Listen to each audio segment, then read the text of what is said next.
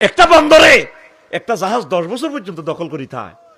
কি রে তেল চোরা কর তেল টোকাই হয় না তেল হাঁসড়ে হয় তেলের হইসা খাই 1 মাস পরে বাড়ায় পেঁয়াজ এরপরে বাড়ায় আলু কি রে কত রে এটি বার হয় এই অনুষ্ঠান এটা খোঁজ করি বার করছি ওমা জাহাজ সাগরের মধ্যে জাহাজের ভিতরে গোডাউন এখন জাহাজ যেটা ডুববো স্যাটেলাইটে দেখা যাবো হজরত আল্লামা আমির হামজা জাহাজ ঢুকছে চট্টগ্রাম বন্দরে নভেম্বরের 1 তারিখ সোনার চাঁদ এখান থেকে প্রস্থান করবে ডিসেম্বরের 1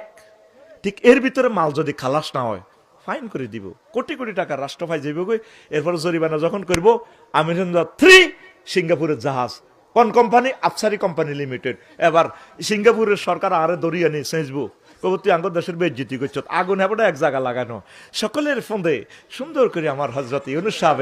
এমন ফন্দে বাইল বান্ধে দিছে শুধু আগুন জ্বলতেই থাকবে এটার নাম হজরত ইউনুস বিপদে পড়লে দোয়া ইউনুস দেশ বিপদে পড়লে ডক্টর ইউনুস চিনলি না তো তোরা ঠিক না